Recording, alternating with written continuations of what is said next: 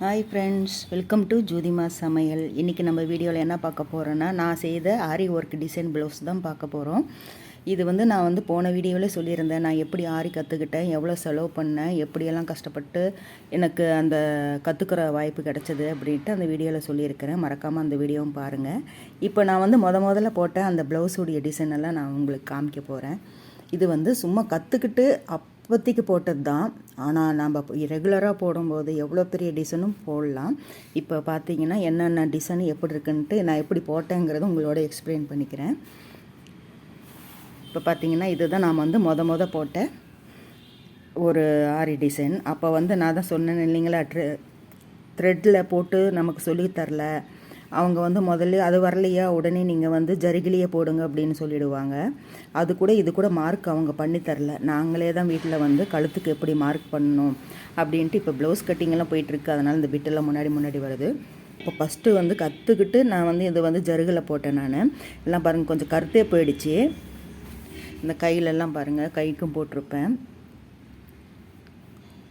இது போட்டு 15 வருஷம் ஆகுது. இது போடுறதே இல்லை நான். இப்போது அந்த இது இப்போ நினச்ச காமெடியாக இருக்குது. இந்த மாதிரி ஜருகிலேயே போட்டதுனால இது தகன்னு மின்னும். அதனால் இது அவ்வளோ போடுறதில்ல. நான் அப்படியே வச்சுருக்கிறேன். கைக்கெல்லாம் டிசைன் பண்ணணுன்ட்டு நானே ஏதோ ஒன்று மார்க் பண்ணிவிட்டு அப்போ வரவே வராது, டிசைன் போடுறதுக்கே வராது. இருந்தாலும் ட்ரை பண்ணி பாருங்கள், இந்த மாதிரிலாம் போட்டேன். இப்போ நினச்சா காமெடியாக இருக்குது. ஏன்னா அப்போல்லாம் நம்ம ஆரி டிசைன் எப்படி இருக்குன்னு கூட நம்ம பார்த்துருக்க மாட்டோம். நான் பார்க்கல, ஏன்னா நான் கேள்விப்பட்டதோடு சரி, கேள்விப்பட்டு நான் அதை உடனே கற்றுக்க போயிட்டேன். நான் எந்த மாதிரி போடணும், எப்படி இருக்குன்னு கூட தெரியாது. டைலரிங் சம்மந்தப்பட்டது எந்த ஒரு இதாக இருந்தாலும் உடனே நான் கற்றுக்க போயிடுவேன். எவ்வளோ செலவு பண்ணி நான் எல்லாம் கற்றுக்குவேன். நான் அந்த மாதிரி தான் இதெல்லாம் கற்றுக்கிட்டது. இந்த பாருங்கள், இந்த மாதிரி தான் ப்ளவுஸ் போட்டேன். ஆனால் இது இதுலேயே பாருங்கள், கொஞ்சம் நிலையாக தான் இருக்கும். இந்த மொத்தமே நான் இத்தனை வருஷம் சர்வீஸில் கொஞ்சம் நாள் கேப் விட்டு போட்டதே இந்த 3 ப்ளவுஸ் தான். இப்போ அடுத்த ப்ளவுஸ் பார்க்கலாம். இது இப்போ கொஞ்ச நாளைக்கு முன்னே போட்டேன், ஒரு தீபாவளிக்காக நான் போட்டேன். இது பாருங்கள், சூப்பராக வந்திருக்கும். இது நானே திங்க் பண்ணி ஒரு ஆரம் செயின் மாதிரி இருக்கணும் அப்படின்னு நினச்சி நான் போட்டேன். ஆரம் மாதிரி இருக்கணும் அப்படின்ட்டு சூப்பராக வந்ததுங்க. இந்த மாதிரி போடும்போது தான் எனக்கு ஒரு நம்பிக்கை வந்துச்சு. நம்ம ரெகுலராக போட்டுக்கிட்டு இருந்தால் நம்ம எவ்வளோ பெரிய டிசைனும் போட்டுடலாம், ஈஸியாக போட்டுடலாம். எந்த வேலையும் முடியாதுங்கிறது எதுவுமே இல்லை. நம்ம ப்ராக்டிக்ஸ் பண்ண தான் நமக்கு இந்த செயின் டிச்செல்லாம் வரும். இது பார்த்திங்கன்னா பாருங்கள், எவ்வளோ அழகாக இது நான் சூப்பராக வந்தது. இது என் தங்கச்சிக்கு இதே மாதிரி நான் ஒன்று போட்டு கொடுத்தேன். இந்த மாதிரி ஆரம் மாதிரியே இருக்கும். இது போட்டுக்கிட்டு நீங்கள் ஒரு செயின் போட்டிங்கனாலே கழுத்து நிறையா இருக்கிற மாதிரி இருக்கும். இது பாருங்கள், கைக்கு இது நான் சும்மா அப்படியே நானே எது வருதோ, இந்த ஜலதோசியெல்லாம் வரவே வராது. அதனால் இந்த மாதிரி சின்னதாக குட்டியாக போடும்போது வரதெல்லாம் பார்த்திங்கன்னா கருத்தே போயிடுச்சு. அப்போ போட்டது ஒரு 5 வருஷம் இருக்கும். இது ஒரு தீபாவளிக்காக நான் போட்டது. நானே பிளான் பண்ணி இது இப்படி இருந்தால் நல்லாயிருக்கும்ன்ட்டு வலது கைக்கு மட்டும் போட்டேன், இடது கைக்கு நான் போடல. அந்த காலத்துலலாம் வங்கியெல்லாம் இடது கைக்கு போட மாட்டாங்க, வலது கைக்கு மட்டும் ஒரு நகை போட்டுக்குவாங்க. பாருங்கள், சாரீ இந்த பக்கம் மறைச்சிக்கும். நமக்கு அந்த சின்ன பிள்ளைட்டாக நம்ம எடுத்து கட்ட போகிறதில்ல. அதனால் இந்த பக்கம் வேண்டான்ட்டு ஓரத்தில் மட்டும் நான் டிசைன் பண்ணிட்டேன். இந்த மாதிரி சூப்பராக வந்தது இந்த டிசைனு. ஆனால் இதெல்லாம் போடணும், இதை ஒரு பிஸ்னஸாக பண்ணணும். நிறைய வேலைகள் இருந்ததுனால என்னால் தொடர்ந்து இதெல்லாம் செய்ய முடியல. இதெல்லாம் பார்த்திங்கன்னா அப்படி போட நமக்கு என்ன ஆகும்னா, இதுவும் ஒரு யோகா மாதிரி தான். நம்ம இதில் உக்காந்துட்டோன்னு வச்சிங்க, நமக்கு எந்த ஒரு டென்ஷனும் நமக்கு மனசில் தோணாது. அதை எதுன்னு சிந்திச்சிட்ருக்க மாட்டோம். ஃபுல் கான்சன்ட்ரேஷன் இதிலையே போட்டு நம்ம ஒர்க் பண்ணுவோம். இது பார்த்திங்கன்னா இதுவும் நான் ஒர்க் பண்ணதான். பீடு வச்சு ஸ்டோன் செயின் வச்சு ஜருகை போட்டு இந்த மாதிரி ஒர்க் பண்ணது சூப்பராக இருக்கும் இது.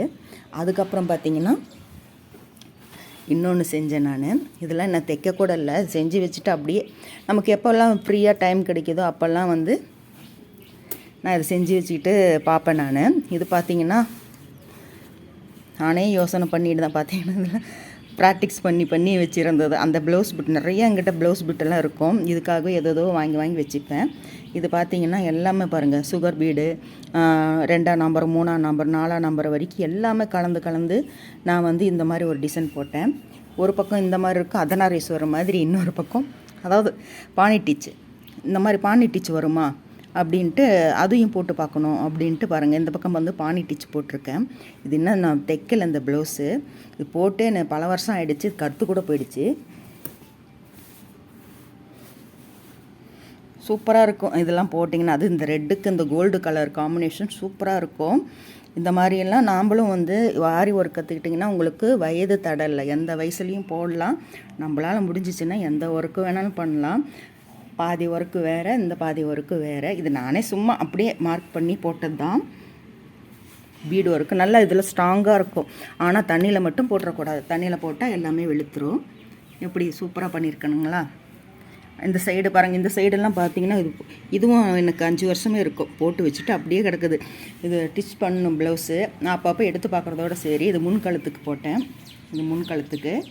அப்புறம் இது வந்து துணி எங்கிட்ட சில்க் காட்டன் நிறைய எடுத்து வச்சுக்குப்பேன். அதனால் இது வந்து சின்ன பிட்டில் தான் இதை போட்டேன். இது பார்த்திங்கன்னா முன்னாடியும் பின்னாடியும் மட்டும்தான் அந்த துணி இருந்தது. அப்புறம் பார்த்திங்கன்னா தனியாக ஒரு பிட் எடுத்து, இது வந்து சின்ன பிட்டுங்கிறதுனால இது வந்து பேக்கும் ஃப்ரெண்டும் மட்டும்தான் வந்து ஒர்க் பண்ணி வச்சுருக்கிறேன். இதுக்கு வந்து இன்னொன்று வந்து எடுத்து வச்சுருந்தேன், அது கைக்கு மட்டும் தனியாக துணி எடுத்து அது கைக்கு மட்டும் போட்டு வச்சுருந்தேன். அது எங்கே மிஸ் ஆகிடுச்சு, அது தொலைவி எடுக்கணும். அது அப்புறம் பார்க்கலாம். இப்போ இது பாருங்கள், இது ஒரு டிசைன். இது தாங்க நான் த்ரெட்டில் போட்டது, சூப்பராக வந்தது. நான் ஃபஸ்ட்டு அப்புறம் வந்து த்ரெட்டில் ஒரு நாள் சும்மா உட்காந்துட்டு இருக்கும்போது சரி இதை போட்டலாம் ஒரு நாள், மறந்துடக்கூடாதுன்னு அப்பப்போ எடுத்து போடுவேன். அருமையாக வந்ததுங்க. நான் அப்படியே அசந்து போயிட்டேன். மயிலுக்கு தோகை மாதிரி செய்யணுன்ட்டு இந்த டிச்சு போட்டேன். இதுவும் எப்பயே போட்டு வச்சது, இன்னும் நான் வந்து தைக்கலை. எனக்கே ஆச்சரியமாக போயிடுச்சு. த்ரெட்லலாம் வராதுன்ட்டு நான் தான் உட்காந்து எப்போ பார்த்தாலும் இந்த மாதிரி துணி அதுக்காகவே நிறையா இருக்கும். நீங்கள் இதில் பார்த்தீங்கனாலே பாருங்கள், டிச்சு போட்டு வச்சுருக்கேன் இல்லைங்களா. இது மாதிரி ப்ராக்டிக்ஸ் பண்ணிகிட்டே இருந்தால் த்ரெட்டு வந்து எடுக்கிறதும் நமக்கு ஈஸியாக வரும். எனக்கு இப்போ வரும், இப்போ கூட நான் செஞ்சு காமிப்பேன். அதுக்கப்புறம் இந்த இது போட்டேன், எவ்வளோ சூப்பராக இருக்குது பாருங்கள் கழுத்துக்கு. எனக்கு ஆச்சரியமாக இருக்குது. இதுவும் டிச் பண்ணணும், போட்டு வச்சுருக்கிறேன். என்றைக்கு டிச் பண்ணுறேன்னு தான் தெரியல. அப்புறம் இது பாருங்கள் கைக்கு, இதெல்லாம் நானே அதான் ட்ரேசிங் எடுக்காமல் நானே சும்மா மார்க் பண்ணி அப்படியே தைச்சது. இது வந்து எப்படி இந்த மயில் டிசைன் வந்து இந்த டிசைனுக்காகவே இந்த மயில் போட்டேன், அதுவே கழுத்துக்கு வரணும். இந்த மயில் டிசைன் எங்கே கண்டுபிடிச்சேன்னு பார்த்தீங்கன்னா பிளேட்டில், அந்த 2 பிளேட்டில் முன்னே இருந்தது. இந்த 2 பிளேட்டில் நீங்கள் பார்த்தீங்கன்னா பழைய 2 பிளேட்டில் பின்னாடி ஒரு மயில் டிசைன் பொம்மை கொடுத்துருப்பாங்க. உட்காந்துட்டு டிவி பார்க்கும்போது அப்படியே அந்த மயில் டிசைன் பார்த்து அந்த டிசைன் அப்படியே நான் வரைஞ்சேன். இப்போ அந்த லைட்டு வந்து மாற்றிட்டோம், அதனால் அது இல்லை. அப்போ வரைஞ்சது இது. சும்மா நானே கற்பனை பண்ணி, இது எந்த ட்ரேஸும் எடுக்கலை, சும்மா இப்படி ஒரு மார்க் பண்ணி அப்படியே இந்த டிசைனுக்காகவே இது மயிலுக்கு வந்தால் நல்லா இருக்குமே அப்படின்ட்டு பண்ணேன். சூப்பராக வந்திருந்தது. இப்போ பார்த்தீங்கன்னா இந்த ஓரத்தில் வந்து பீடு கொடுத்துருப்பேன். இது எதுக்குன்னு பார்த்தீங்கன்னா, இந்த ப்ளவுஸ் எல்லாம் கையில் தைச்ச வாட்டி நம்ம வந்து போட்டு வேர் பண்ணிவிட்டு அப்புறம் சாரியில் வந்து இந்த ஸ்டோன் செயின் வந்து குத்தி அந்த நூல் வந்து பிரிஞ்சு வந்துடும். நம்ம எந்த பட்டு சேரை கட்டி இருந்தால் அந்த நூலெல்லாம் பிரிஞ்சு வந்துடும். அதுக்காக வந்து இந்த ஓரத்தில் 1 இன்ச்சாவது இந்த பீடு கொடுத்துடணும், இல்லைன்னா போடாமையாவது விட்டுறணும். இந்த ஸ்டோன் செயின் இருந்தால் அந்த சேரீயில் பட்டு பஞ்சாக எந்திரிச்சிரும். அதுக்காக வந்து இந்த ஓரத்தில் வந்து 1 இன்ச்சுக்கு கொடுக்கறது. நம்ம இப்படி மடித்து டிச் பண்ண வாட்டி இந்த இடம் உரையும். அப்புறம் பார்த்திங்கன்னா இந்த இடது கைக்கு வெறும் இது மட்டும் ஓரத்தில் மட்டும் கொடுத்துருக்கேன். அவ்வளோதாங்க. இதுதான் நான் வந்து ஆரி கற்றுக்கிட்டு போட்ட ப்ளவுஸே. நான் வந்து 3 ப்ளவுஸ் தான்.